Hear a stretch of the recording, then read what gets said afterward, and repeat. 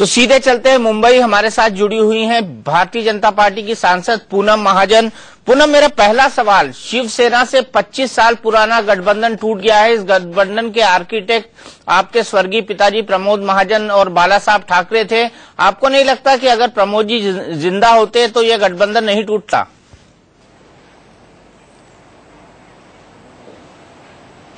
जी, मैं ये कहूंगी कि बाला साहब और प्रमोद जी जिंदा होते तो ये गठबंधन नहीं टूटता। लेकिन अभी ये विषय जरूरी नहीं कि गठबंधन क्यों टूटा, क्या टूटा और क्या होता वो होते। तो अभी हर कोई पार्टी अपने विचारधारा को, अपने विजन को लेके आगे बढ़ी है। आज वोटिंग डे है और अपेक्षा यही रहेगी कि ज्यादा से ज्यादा वोटर बाहर आए और एक अच्छी क्लियर मैंडेट महाराष्ट्र को गई 15 साल से जो नहीं मिली वो मिले और एक अच्छा विजन महाराष्ट्र लेके जाया गया।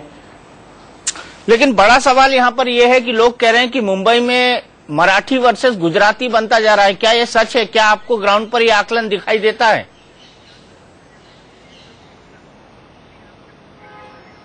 नहीं, ज्यादा दिखाई नहीं दे रहा है। मैं अभी मेरे चुनाव क्षेत्र से आई हूं और वहां पे इस प्रकार का मैंने कोई डिवाइड देखा नहीं। मुंबई कर अपने रूप से बाहर आया है और जब विधानसभा के चुनाव होते हैं, जब चुनाव छोटे छोटे होते जाते हैं और ज्यादा लोगों के सेंट्रिक होते हैं, तो लोग अपनी गली, अपना एरिया, मेरा शहर, मेरी गली, इस रूप से उसको कनेक्ट करते हैं। और जब वो देखा जाए तो मुंबई में कोई ऐसा डिवाइड नहीं। मुंबई कर अपनी मुंबई की अच्छी इंफ्रास्ट्रक्चर विजन देखना चाहता है और मैंने कोई ऐसा डिवाइड देखा नहीं है। मैं तो ये कहना चाहती हूँ कि बहुत अच्छी संख्या में लोग भाजपा के टेबल्स पे भी अपनी नंबर ढूंढ रहे हैं, अपना नाम ढूंढ रहे हैं, कहाँ वोट करना चाहते हैं। तो ये भी बहुत अच्छी साइन है। पूनम, आपको क्या लगता है, जिस तरह की खटास शिवसेना और बीजेपी के अंदर डेवलप हो गई है, जिस तरह से कल सामना के अंदर आर्टिकल आया, जिस तरह से अटैक किया गया पीएम प्रधानमंत्री नरेंद्र मोदी को, आपको नहीं लगता शिवसेना ने पूरी तरह से दरवाजे बंद कर दिए हैं भारतीय जनता पार्टी के लिए?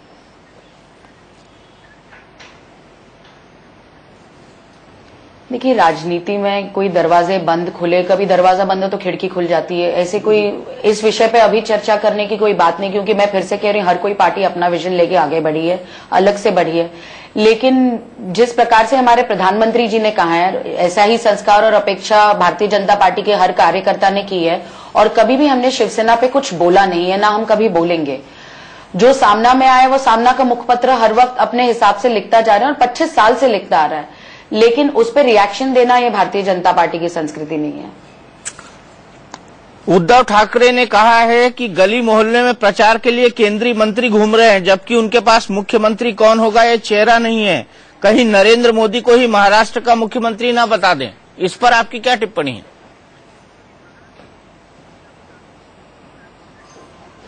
जी, मैं उद्धव जी पे टिप्पणी नहीं देना चाहती, लेकिन हमारे मंत्री हो, मुख्यमंत्री हो, प्रधानमंत्री हो, हर कोई भारतीय जनता पार्टी का कार्यकर्ता है और वो कॉमन पब्लिक से जुड़ा हुआ है। मुझे लगता है एक अच्छी साइन है कि कोई कैबिनेट मिनिस्टर भी हो, वो एक विधानसभा के चुनाव क्षेत्र में अपना काम कर रहा है। ये हम दिखाना चाहते हैं लोगों को कि जब 15 अगस्त को प्रधानमंत्री जी ने कहा था कि मैं प्रधानमंत्री नहीं प्रधान सेवक हूं, ऐसे ही हमारे वो कैबिनेट मिनिस्टर हो, एक सामान्य कार्यकर्ता के रूप से वो महाराष्ट्र में, हरियाणा में हर एक विधानसभा में काम कर रहा है। ये एक अच्छी साइन है। और महाराष्ट्र में 4-5 एक अच्छे नेतृत्व वाले नेता हमारे पास है। हर किसी पास रीजन में अपनी ताकत है और उस रूप से जब भाजपा, मैं पूरा विश्वास रखती हूँ, पूर्ण बहुमत लेके आएगी तो एक अच्छा सीएम हमारे सामने दिखाई देगा भारतीय जनता पार्टी। उनका कहना यह है कि सत्ता आते ही आपने दोस्त को लात मार दी।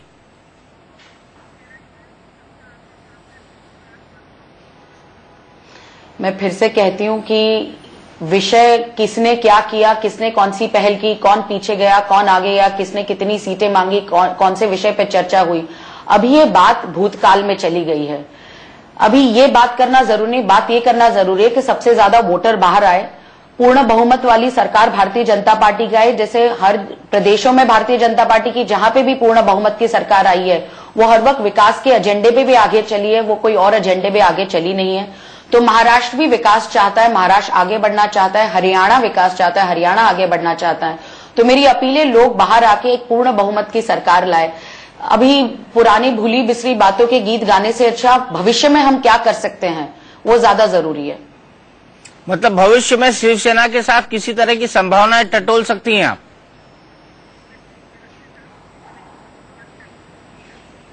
जी, मैं कोई ग्रुप में या पार्लियामेंट्री बोर्ड में हूं नहीं, लेकिन मैं चाहूंगी कि महाराष्ट्र का विकास अच्छा हो, हरियाणा का विकास हो और रूप से भारतीय जनता पार्टी एक पूर्ण बहुमत की सरकार बनाए।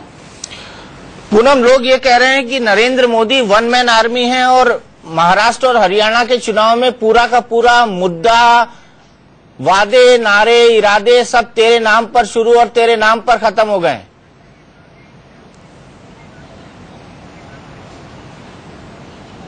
नहीं, ये वादे या इरादे हो, वादे तो बिल्कुल हम पूरे गए। 5 महीने से आप देख रहे हैं 60 साल की कांग्रेस की सरकार हो, 5 महीने की हमारी एनडीए की सरकार हो, तो वादे जो किए वो पक्के इरादों से पूरी करने की पूरी कोशिश हो रही है और लोगों में, जनता में दिखाई दे रहा है। और ये वादे और इरादे लोगों से जुड़े हुए हैं, वन आर्मी नहीं है। हमारा चेहरा नरेंद्र भाई मोदी है, हमारे प्रधानमंत्री, हमारे कार्यकर्ता भारतीय जनता पार्टी के हैं और उनके साथ जुड़ी हुई भारतीय जनता पार्टी की आर्मी है।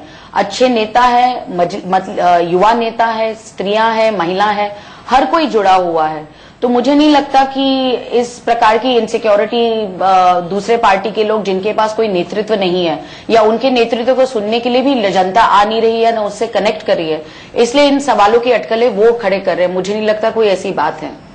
चलिए पूनम, आप हमसे जुड़ी, आपने वक्त निकाला आज इतने बिजी दिन में, इसके लिए आपका बहुत बहुत शुक्रिया।